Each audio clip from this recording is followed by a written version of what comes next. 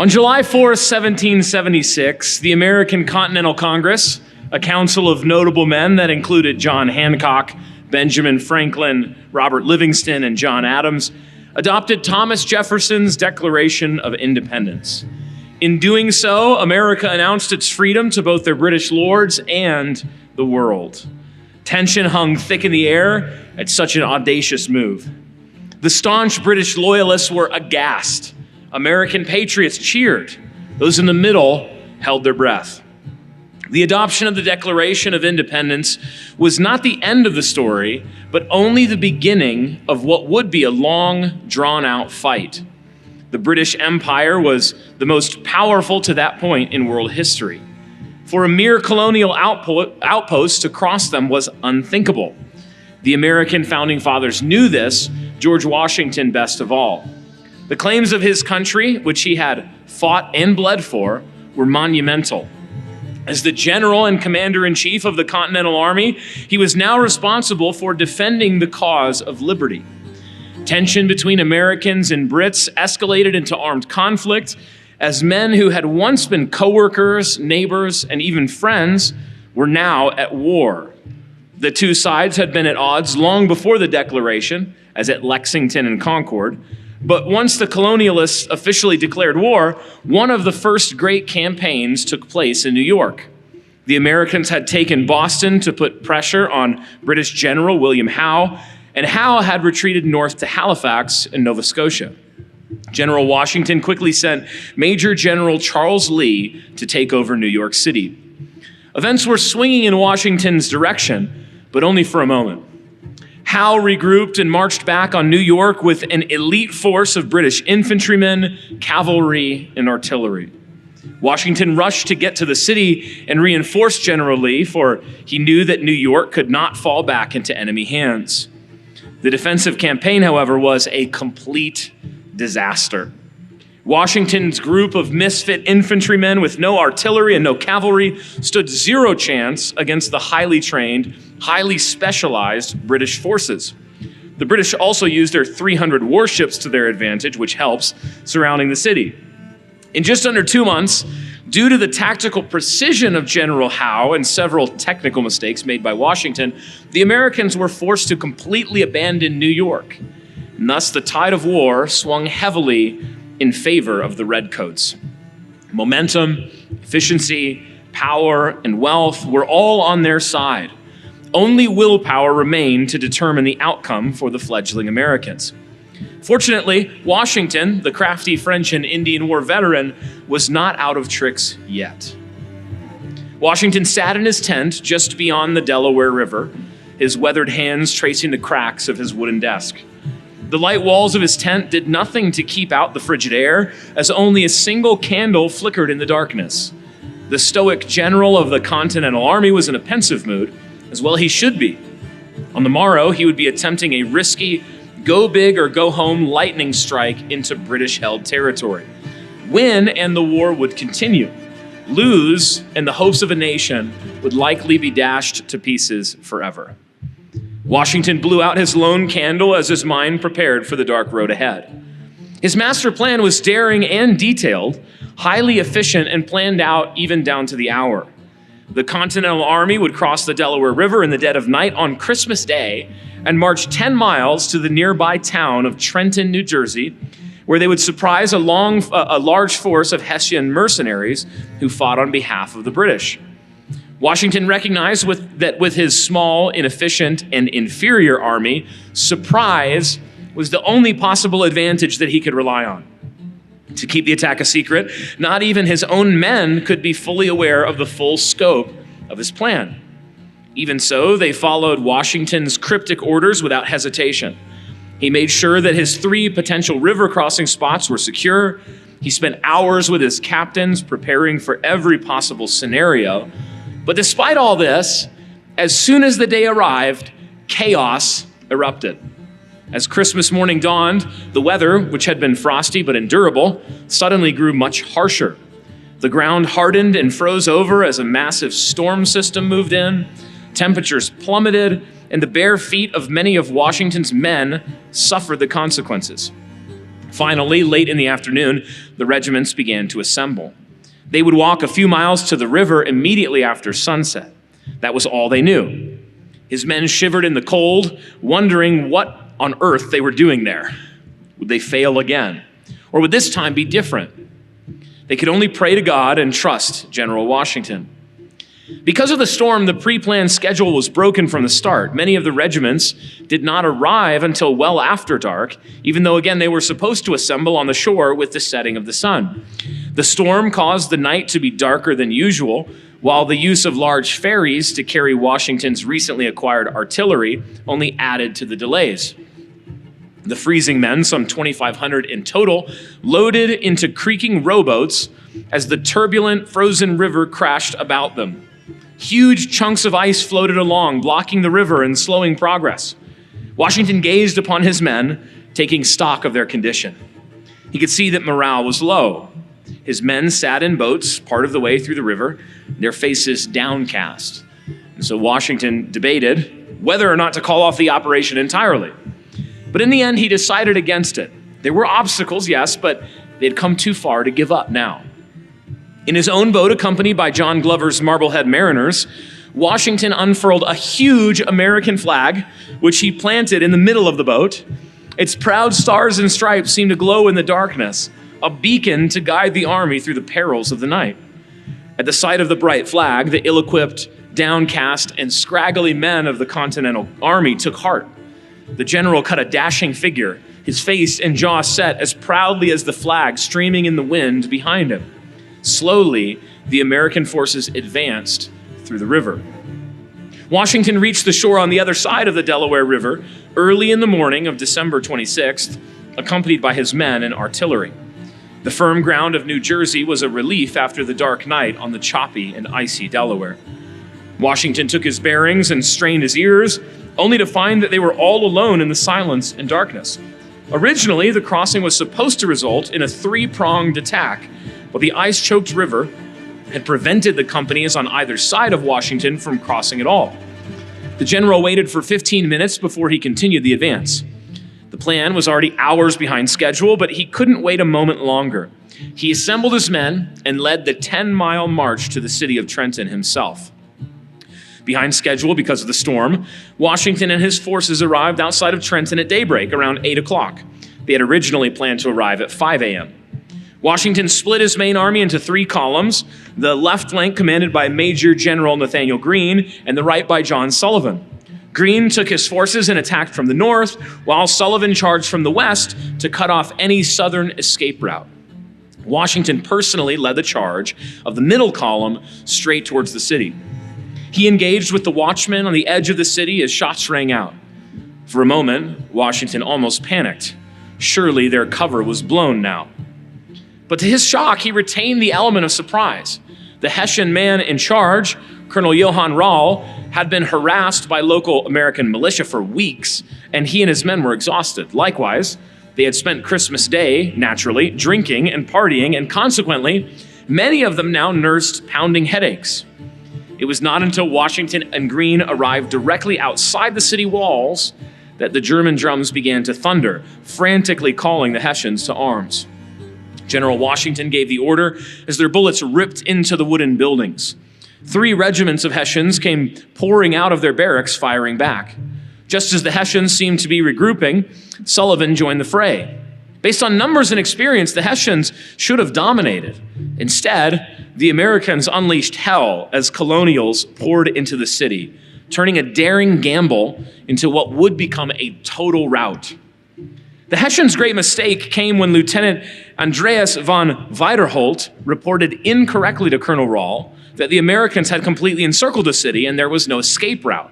With this false intel report, Rall decided to counter Washington's attack within the city instead of retreating through the unguarded Assunpink Creek behind the city.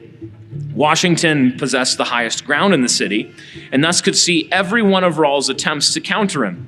In turn, Washington eventually broke the Hessians. Rall was mortally wounded and his forces decimated, and his leaderless regiments became a mass of confusion. Just before his inevitable death, Rall officially surrendered to General Washington. An American flag flew once more over the city of Trenton, and Washington's brilliant victory was secured. More than anything, Washington's victory at Trenton helped bolster morale after a long series of defeats for the Continental Army. It was that spark of victory that gave soldiers a renewed confidence that they could win even against superior forces. Even more, it caused a rising wave of belief in the gravitas of Washington as commander and leader. As Chesterton once quipped, the one perfectly divine thing, the one glimpse of God's paradise given on earth, is to fight a losing battle and not lose it. Washington had fought a losing fight, but won. The Revolutionary War would rage on for several more hard-fought years, but Washington's victory at Trenton was pivotal. Finally, on September 3rd, 1783, the British signed the Treaty of Paris, thus recognizing American independence and officially ending the war. But who is to thank for America's glorious and unthinkable victory? Washington left no doubt, as on October 3rd, 1789, he issued a proclamation designating November 26th a national day of thanksgiving to God. In his proclamation, he wrote, quote, "Whereas it is the duty of all nations to acknowledge the providence of Almighty God, to obey his will, to be grateful for his benefits, and humbly to implore his protection and favor.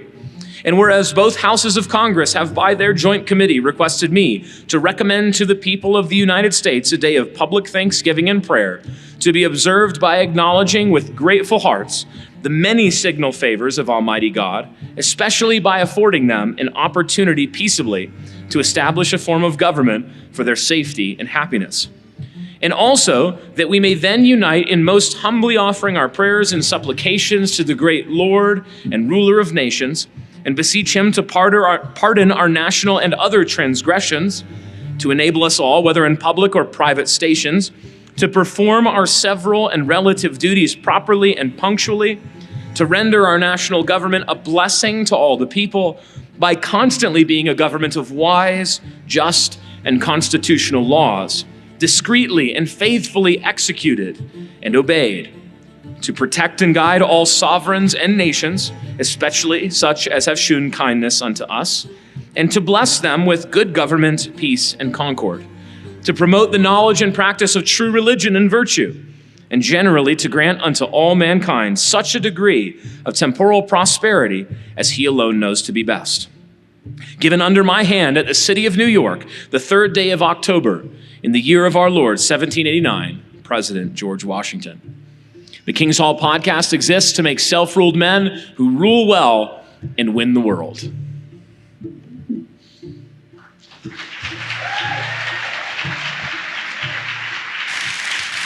Very, very beautifully done, Brian.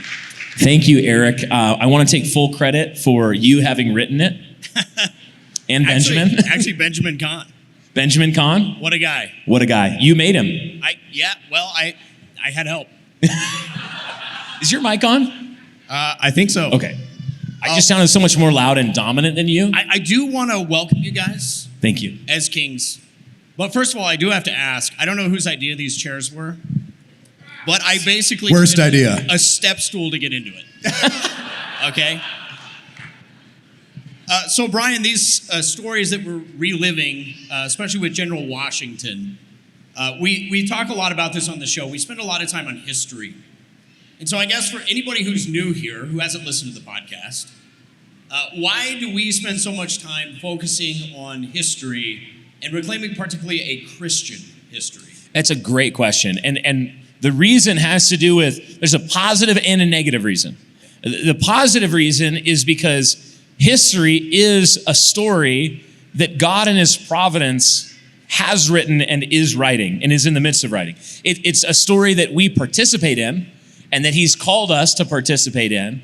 And so we should be interested. When God tells a story, you should be interested in that story. Just even if there's no other immediate practical reason, you should be interested in what it is that God is doing in history. And the story is incredible. It's vast, it's intricate. It has, no fictional novel can, do battle against the story that God is writing in history. The negative reason is that history is a war. History is a war. History is a tool that can be used to inspire godly men to live godly lives in history, looking to the great examples of their forefathers and foremothers in the faith, like Hebrews 11 teaches us to do. Or it can be used by knaves to cast a pall over good and godly men and women and promote enemies.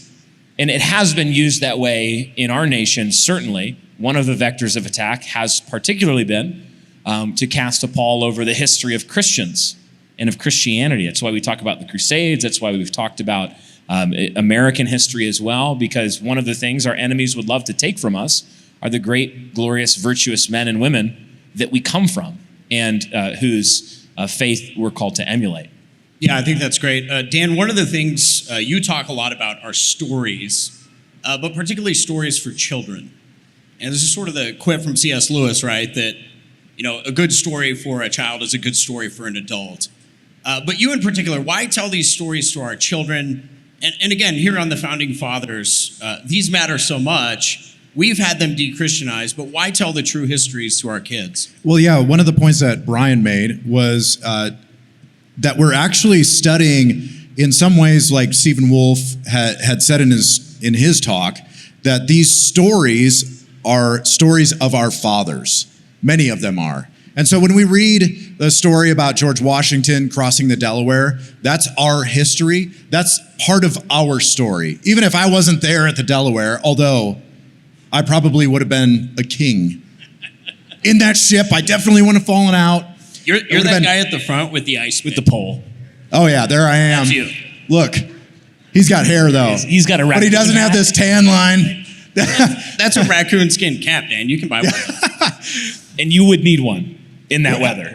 Yeah, absolutely. Some of the guys didn't have shoes. That's insane. That is insane. Hey, 10-mile march in the winter.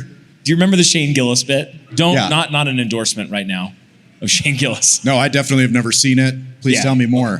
He was Shane Gillis, comedian, and he's telling the story of this scene, and he's like, yeah, the British, on the other side, he didn't understand they were mercenaries, whatever, anachronism. He said the British on the other side, they were like, only a complete, and he used the R word, only a retard would cross this river right now. We're good, we're safe. It's the day after Christmas, but little did they know our president was across that river. And he was like, full send, for Christmas, all I want is the blood of the redcoats.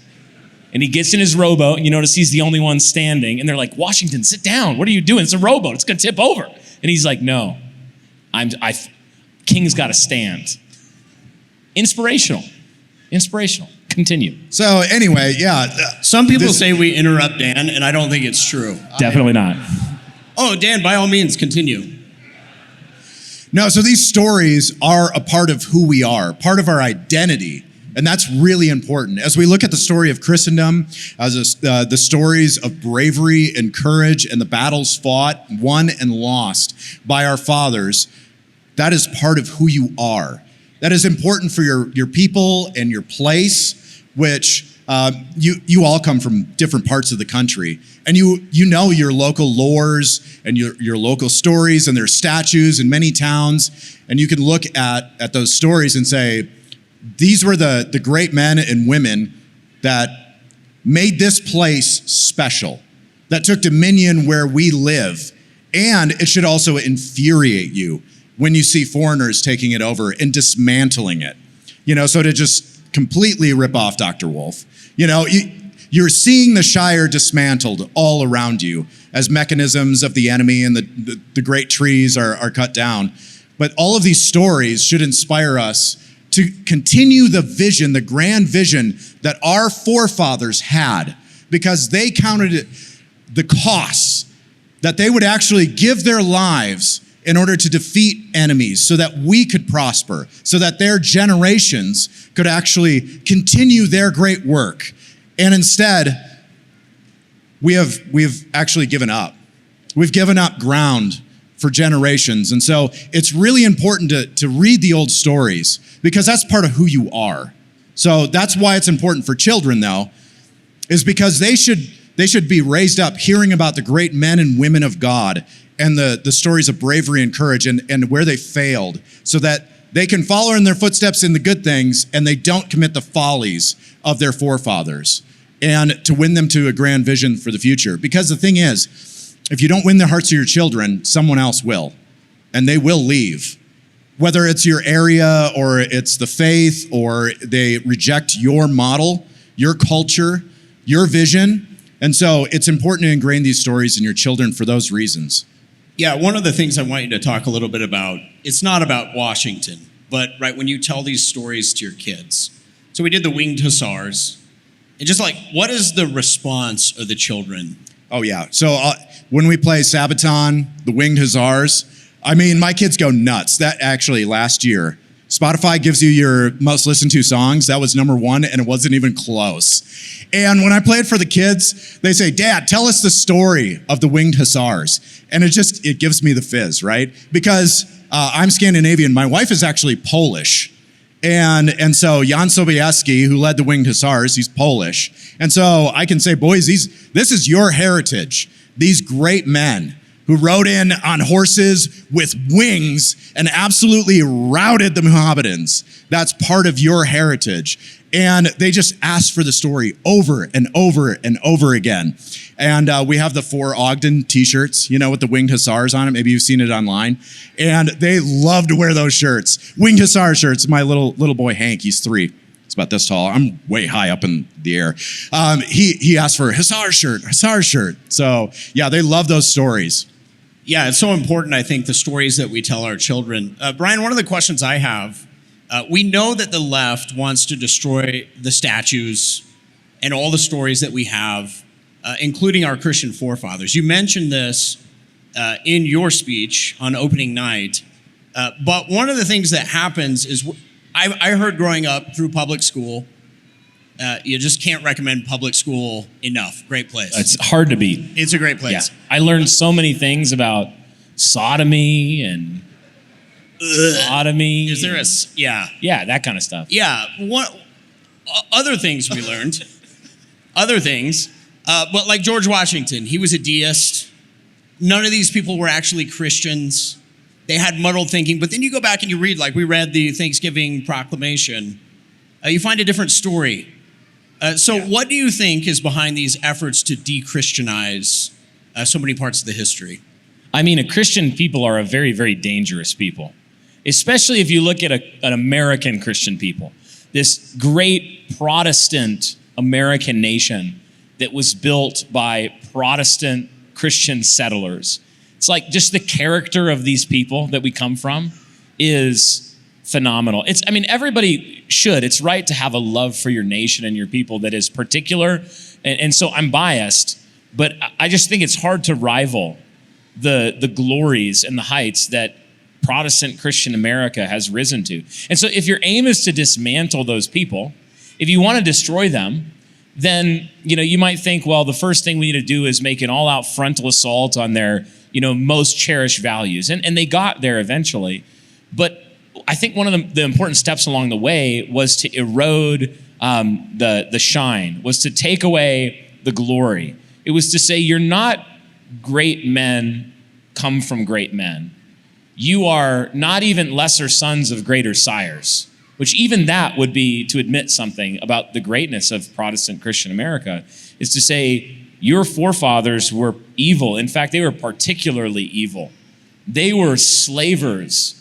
They were liars. They'll find whatever tiny vector of, deviation from that glorious center that was Protestant Christianity in the American founding and in the American settling before the Revolutionary War. Like it's just Protestant everywhere. It's deeply, deeply Christian. They will find any little thing. Someone's third cousin who once read this, who checked out a book at the library that was a deist book, and they're like, that's it. Wasn't a Christian founding. Oh no, they were all faking it. Because the thing is, if you can convince a people that all their fathers were lying fakes, then they'll say, well, that's fine if I am too. You're not losing anything. But if your father was great, there's something deeply woven into our souls that God put there, that even pagans, because of their creational design, they know that it would be a fall to descend from the greatness of a great family. And so they have to take that away first. Yeah. Dan, one of the things that we talk a lot about, I remember reading, for example, like Robert E. Lee, and one of the things that was said in his biography was one of the things he valued militarily the most was audacity. And here we read about Washington, just being absolutely audacious. It's actually shocking to think that the fate of a country hung in this moment. Like, he could have turned back. And actually, the tide of the war was very much against the Continental Army until Mel Gibson showed up with the Patriot flag, okay? Waving his shillelagh. Was that a different movie? I don't even know what that's from. Okay, sorry. Go ahead. I mean, Carry on. Beautiful scene, I'm sure. Thank you. But the audacity of these men to do something, it almost puts us to shame, I think, because we look at our culture and we say, well, it's going to be really hard, though, to take it back. These people sailed 66 days across an ocean, not sure what they were going to arrive at, not sure what was meeting them on the other side, likely sickness, death, and, as Brian said, scalping. And they did it anyway. So how do you think we today should be inspired by the audacity of men like George Washington? Yeah, I mean, when you look at some of these stories, especially this George Washington story, the odds are overwhelmingly against him. If they don't have footwear and a majority of their army doesn't even show up, everybody would understand if the history book read and Washington had to do a strategic retreat and bolster his forces and resupply. Like, that would be completely understandable. But I think the thing to draw out from this is that unwavering belief that he had in the vision and what he was fighting for, that audacity that showed up. Because if you were to study this at a war college, I mean, I've never been, but I imagine I'd also do well there. I'm sure this isn't a lesson that comes up frequently, like, oh, we're undersupplied, we're undermanned, we have fortified, enemy, and we're going to arrive there late. We're going to come in the darkness, but let's do it in the light anyway. And then we're going to attack. I just don't think that would probably be like the standard for tactics, battle tactics. But in some ways, you just look at Washington's courage. He's willing to die because he believes in this so much. He believes in it so much that it doesn't really matter. They're going to fight, and they are going to win, even when the odds are absolutely overwhelming. Actually, Brian, you said something in your talk. I think it was in your talk. I took notes through the whole thing, so I would have to reference them if I had my computer. But you said we need men. We need hundreds that can defeat thousands. Is that what you said? Something like that. Yeah, I think it was from Winthrop's his lecture before they set sail for Boston. He was, referencing his covenant promises. 10 of you will set 1,000 to flight. And they were like, if we obey the Lord, that's going to be true for us. And nobody stood up and said, actually, we're going to do a Bible study on whether that verse applies to you. They were like, we call dibs. That's the deep theological secret that you can just, like, the elites don't want you to know this, you can just call dibs. No, but really, because in Christ, all of the promises of God are yes and amen. And we are in Christ. Yeah, and when you look at like manifest destiny and some of the other things you touched on, if the Lord wills it, who knows what the Lord will do? I mean, he's overcome such crazy odds. He stacks the deck against him over and over and over again. And you have to trust in the Lord and trust that he's actually given you a good vision, and he's put you in a place to actually exercise courage and faith and actually do the battle, to do the hard thing. And so we face overwhelming odds. We do today. Like I said, everybody from different places, your towns are in different states, literally in like physical states, but also in like conditions. And so depending on where you're from, the odds look vastly different. But the battle still takes courage. And you have to trust that the Lord is actually for you and seeks to bless you. And one of the ways he does that is by overcoming odds. Yeah, one of the things I think's interesting, so, my coming of age into Christianity, the OOs and then the teens. Southern Seminary, there was a lot of outlets that would say things like this.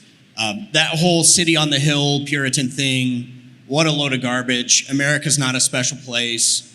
it shouldn't depend on the favor of God like they did. It's to look on the Puritans with scorn for having believed that. So we've been talking about the left, and the left is a problem, but so is much of the Christian establishment today.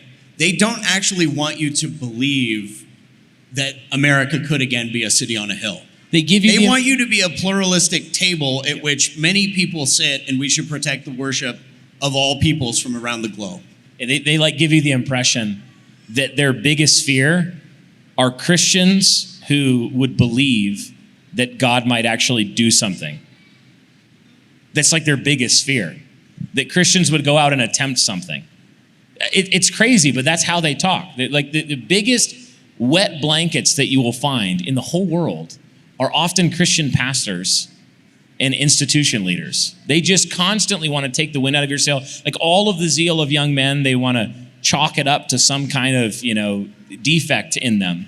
But the apostle said, think of John, he said, young men, you're strong. I write to you because you're strong. And that was a good thing. He wasn't saying, I write to you because I'm strong, and I'm kind of worried about that you might use that strength in a way that would be somewhat untidy. But history is not made by reasonable men, right? Like history is not made by reasonable men.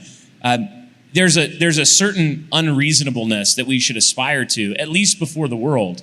Because think about it, if you believe that the living God who breathed out the cosmos is on your side, and that you're fighting in his cause, you would do things that to people who don't believe that would look unreasonable, like march around a city blowing trumpets, waiting for it to fall over. That's unreasonable. Or like Gideon going, we have too many soldiers. Why do you think that, Gideon? Is there some sort of narrow passage? God told me. He wants the dog lappers. Gideon, do you need to sit down? Are you okay? What have you been?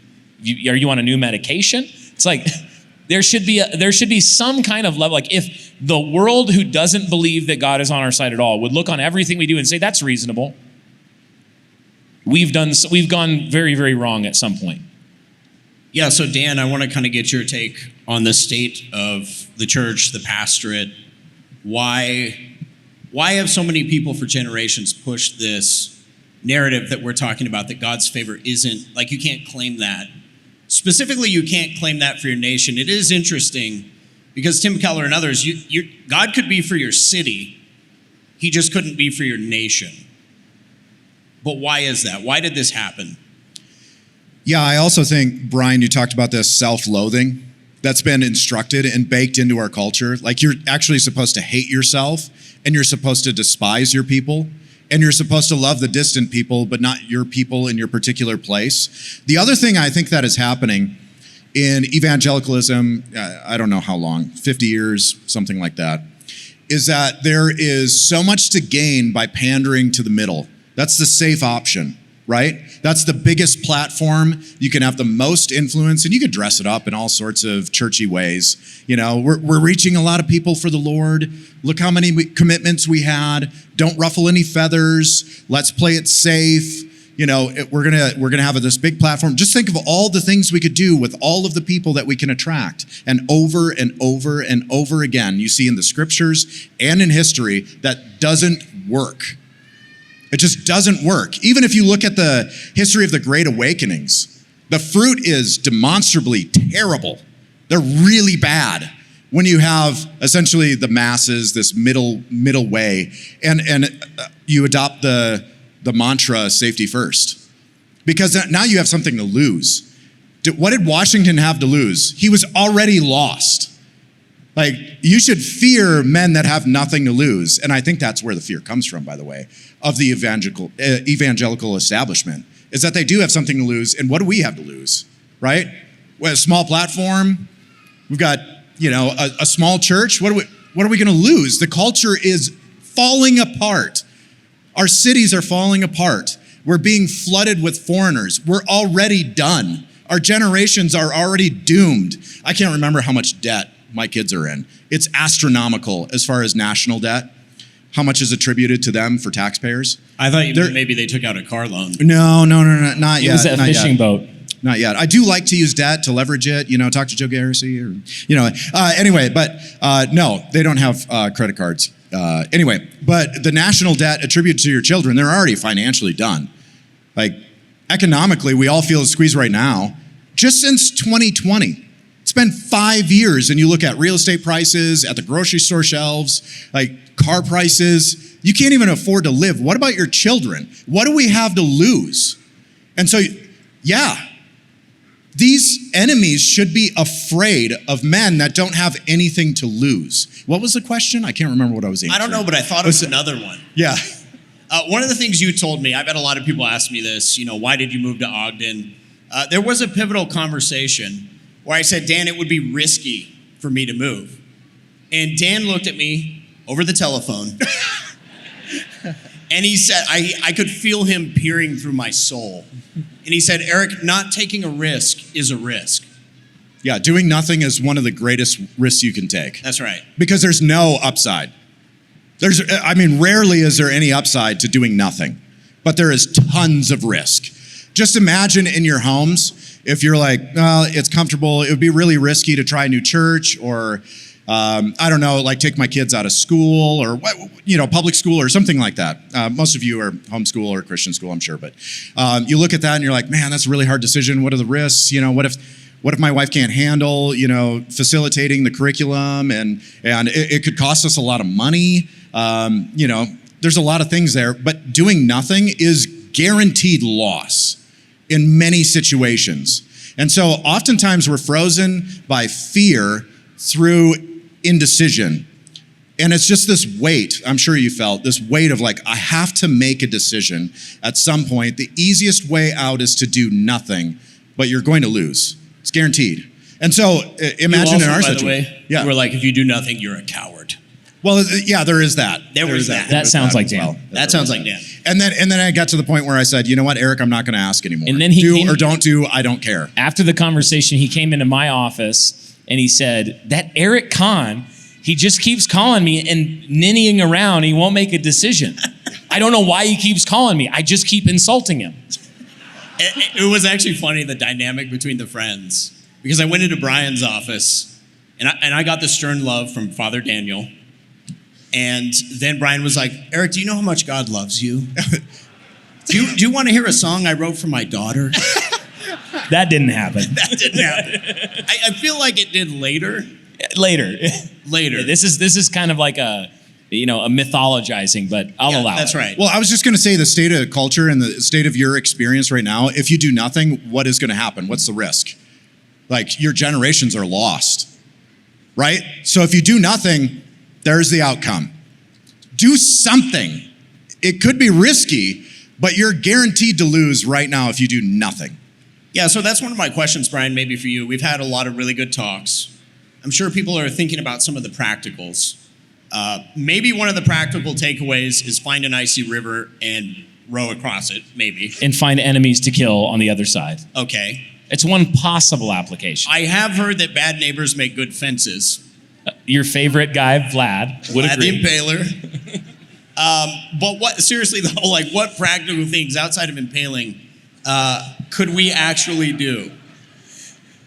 It is the question, and it's one of the things that at New Christendom Press, generally, King's Hall particularly, we are very allergic to vagary. We really would like to put handles on things. Because if there's no handles on it, it probably means you haven't thought sufficiently practically about it.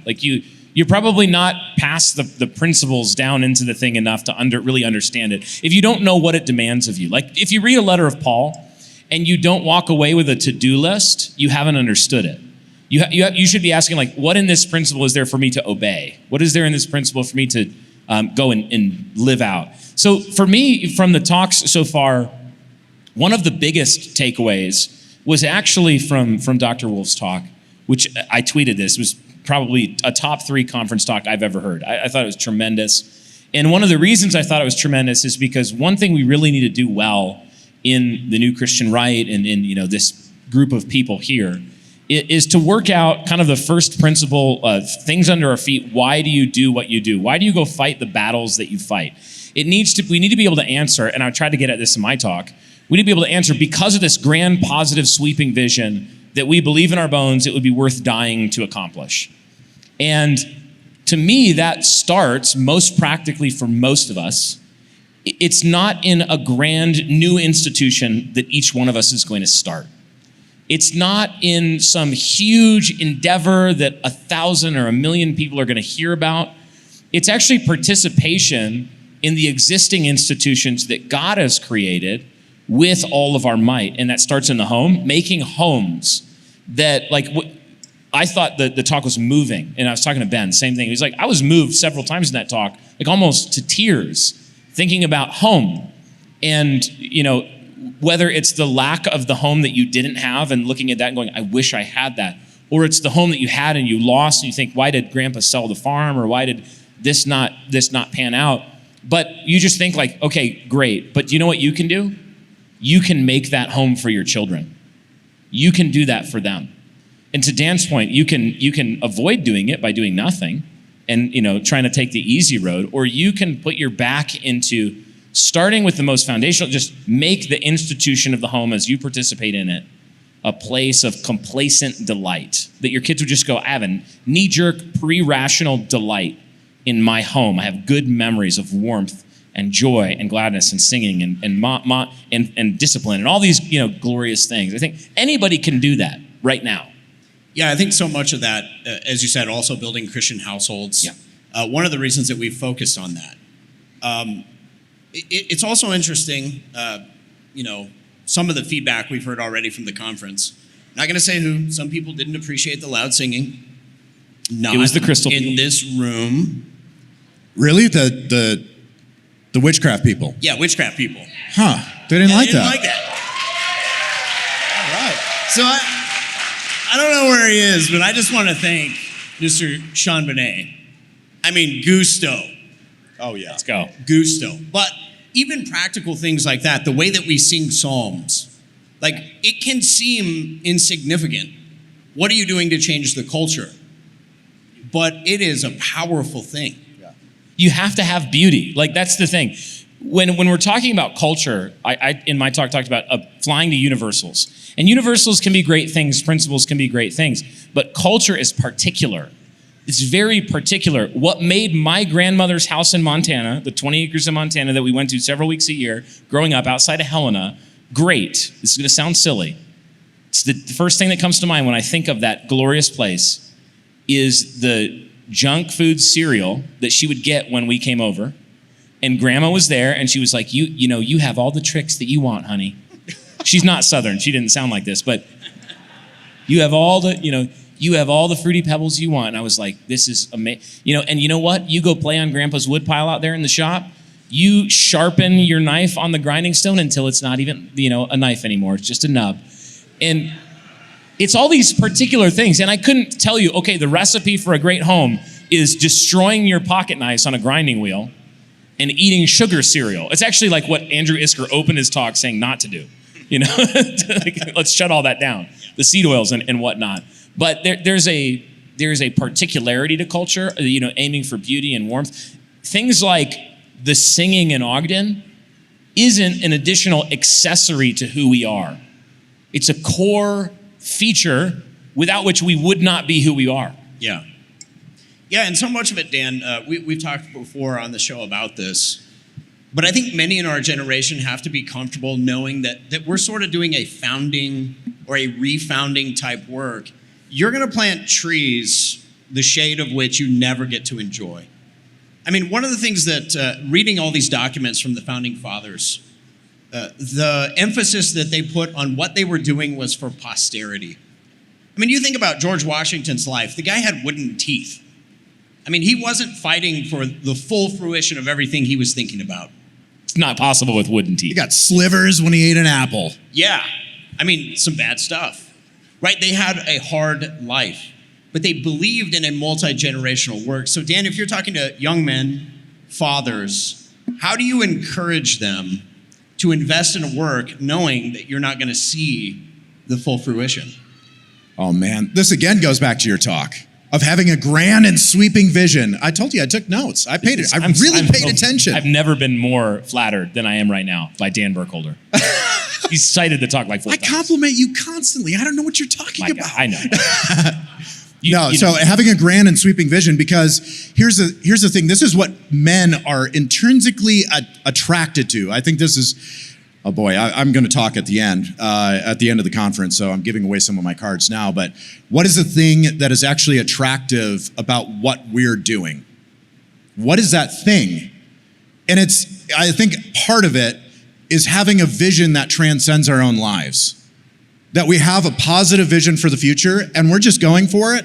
And in some ways it's like Washington crossing the Delaware, and people from the outside looking in are like, you're trying to do what? That's never going to work. You know how many people have told me, you're starting a school? Well, those don't last more than 5 years. That's really hard work.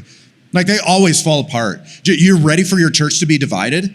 You ready to lose teachers? You ready to lose your reputation because of a school? Because you're starting the school? Well, yeah. I mean, hypothetical wet blanket. Yeah. No, it's not hypothetical. That's what I was told. So having work in front of you that's really hard, and knowing that we're not going to nail the school the first try. We're on iteration like 7 right now. I mean, it's only the 5th year. Yes. Yeah. And I'll tell you this, it is going very well. It is going very well, but we continually fine tune it, knowing that what we're doing is foundation work that can be passed on to the generations. And Lord willing, there will be Christian schools all over the state of Utah that we're just seeing a seed form of right now. But that's something that you can win your sons to and your daughters to, is to say, we planted a seed, and trust me, if you continue this work, this is what it could look like. And hopefully that vision will catch. And they'll say, my grandfather, your grandfather built this. You ever hear about the guys who drive around town and it's like grandpa, and he's like, yeah, I was a builder. I built that. May our children and our grandchildren say, our grandfathers built this. They built this institution, because even though they might not enjoy it in its fullness, they started a work that I'm proud to continue. Right. Brian, one of the other things that's important, we've been talking about education, but this work of reformed resourcement. Going back and reading original sources. One of the things that I thought as we were reading a lot of documentation in preparation for this episode, I was like, wow, the founding fathers kind of sound like Stephen Wolfe. And they don't sound like most of the modern church. Why is that? But as you go and read those things, I couldn't help but it just gives you a new passion for what we're trying to do. So this is also going to require elites. We don't generally consider ourselves intellectual elites. Well, I mean, I've been called the greatest thinker of our generation by no one. Yeah. That's right.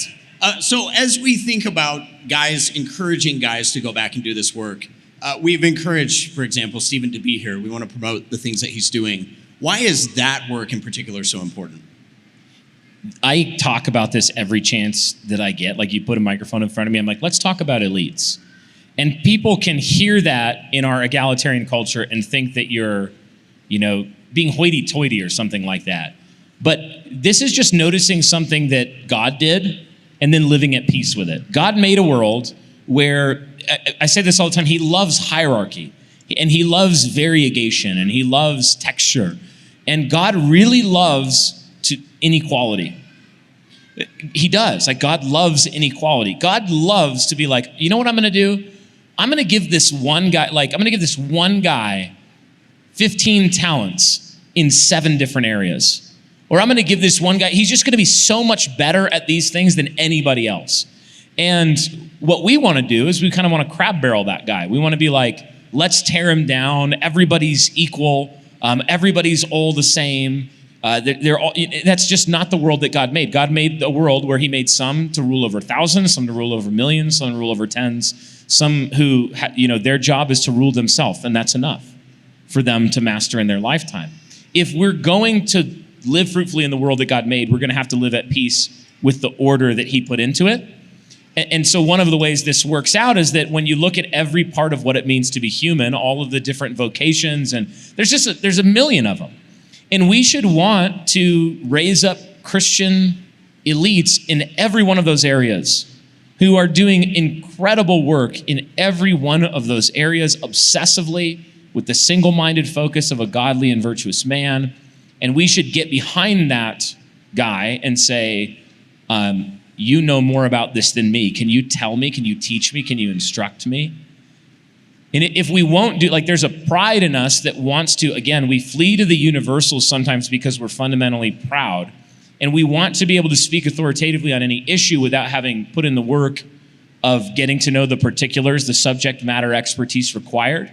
And so we say, like, oh, there's this big shiny universal or Bible verse that I can use to say, like, all politics can be understood if you would just know this one verse, or if you would just know this one theological principle or something like that. And that's just not true of any other thing. Like, that's not the world that God made. That's not how you become the greatest chef in the world, or the greatest musician in the world, or the greatest anything in the world. We just had far too much mediocrity in Christendom and in the Christian world lately. I think in the talk I said we have loud women and uninspiring men. That's kind of how I would sum up the state of our elites. Just uninspiring men. They're not that audacious. They don't really have, they're not that impressive. And maybe some of them could be. They're really good at the political game. They became elites because they're good at that.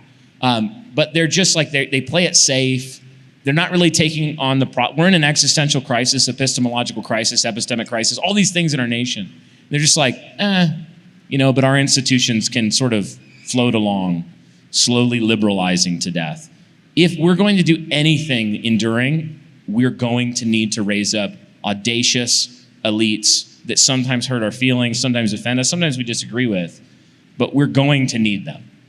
Yeah, I think that's a good word. Dan, we'll maybe close with this, but we have a lot of guys, sort of the movers and shakers in Christian business who are here. And one of the interesting things, if you look at the early foundation of America, that's what a lot of these guys were. And they got together and they hatched plans together. One of the things that's inspired me, I think, in the networking we've done in our community here in Ogden is the audacity of guys to build things. I was talking to Jace last night at our VIP mixer, and I said to Jace, he spent a lot of money and time to get his building ready for a VIP mixer. He didn't have to do it. We could have rented a space. And I said, Jace, why did you do it? And he said, it was so important to me to send a message to the people who came that you can build it where you are. I want you to know that you can build it. So as you encourage people maybe here who are thinking along those lines, what sort of things would you encourage by way of business networking, getting around guys who are actually really good at those things, who can also spur you on to do them as well? Yeah, I think the networking thing is absolutely, I mean, you've heard the phrase, your net worth is your network. And it's a cliche, but it's absolutely true. One of the things that you had asked earlier about essentially like application, like how should we think? Yeah. Church is obviously really important. Having a really solid community and having a foundation in which you can actually reach out and take risk. Because Jace has told me this. Jace Reineveld, man, what a king.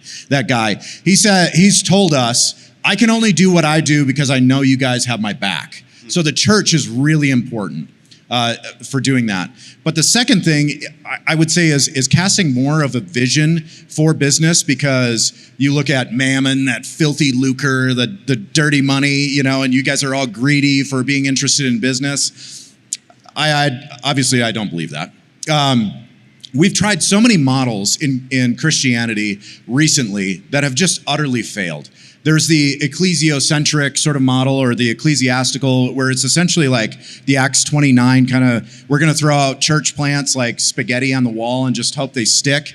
And the fruit that produced was really bad. Overall, it was really bad fruit. Like, that's how we're going to make this a Christian nation, is just by putting churches everywhere. And you see this with the house church movements and things like that. That just really didn't work. And what I would posit, we've also tried the political thing with, just trying to insert Christians in politics, but there's not really a backing. There's not really a good foundation for them. They don't actually know what they're running for. And so what I would say is what if we actually just did business together and inspired one another to take financial risks calculatedly and to do this together? One of the things that I think is a danger for men that are approaching guys that are of higher net worth or more successful, own businesses, is that there's an intrinsic pride. They don't want to be seen as an inferior, like you were talking about. Like, there are elites, like David Rees, elite. I mean, when it comes to business. And so my mindset when I go to a man like David Reese is essentially, you're really successful. I want to think like you. What principles are you using? How are you thinking through the scriptures, and how do you balance family and church and faith, and how do you implement it into your business, and what opportunities exist? Who are other men that I should know? And you would be surprised what can happen when a group of men, we've seen this even in our church with investing and things like that, when a group of men get together and individually you feel like, I don't really have that much. But then you get 8 other guys in the room that don't have that much. And you start pooling your money together. It's incredible the sorts of things that you can actually accomplish together. And so just casting a vision, what if we actually had a robust economic Christian forum, essentially, that shared resources, shared ideas, had shared zeal, and then through that had values and principles that were executed through, money is actually power in a lot of ways, by saying this church plant needs to happen. This church, growing church, they need a new building or whatever it is. We want to fund that. We want to see that happen. Or like Jace Reineveld running for Ogden City Council. What if this economic forum said, you know what, we want to support politics. We want a Christian man who's in a good church, member in good standing. We want him to actually move forward. But that only happens if you actually have some form of humility and are willing to sit at the feet of your betters. And maybe, who knows what God will do, maybe you'll actually rise to be a peer with some of these men. But we all start from somewhere. And most of us aren't aristocrats. Like, we didn't start with trust funds. We had to build them, with our own 2 hands, everything that we have. So that's what I would say. Yeah, that's really helpful. Brian, I'm going to have you close us down here at the official end of the show, but also the official beginning of White Boy Summer. So here we are. Is that right now? I just made it official. I'm totally unprepared for such a momentous occasion as opening White Boy Summer in the year of our Lord 2025, but I'll do my best, Eric. Thank you for the opportunity. And I would just say, in the spirit of safety third, go out and take a calculated risk. Go do something that looks audacious. Go do something that looks unreasonable if you didn't believe that God was on your side. Think it through, get wise counsel, don't go off half-cocked, all of the caveats there, but do something, consider something that would maybe make you go, I don't know if that's actually going to succeed. I don't know if that's going to work. I don't know. Because if you never actually do that, then I can guarantee you that you are leaving an incredible amount of meat on the bone in terms of glorifying the Lord and bearing fruit in your life. I know you guys are the type of people that you are not like the timid, risk-averse crowd, because you're here in, we're going to say Ogden, Utah. You're here in Ogden, Utah, associating yourself publicly and voluntarily with us, which is a risk in itself. So we're honored and want to thank you for that. But go and take another risk. Go and make a calculated investment. And do it in the name of the Lord, and do it in wisdom, but may the Lord bless you in those endeavors. Thank you, guys.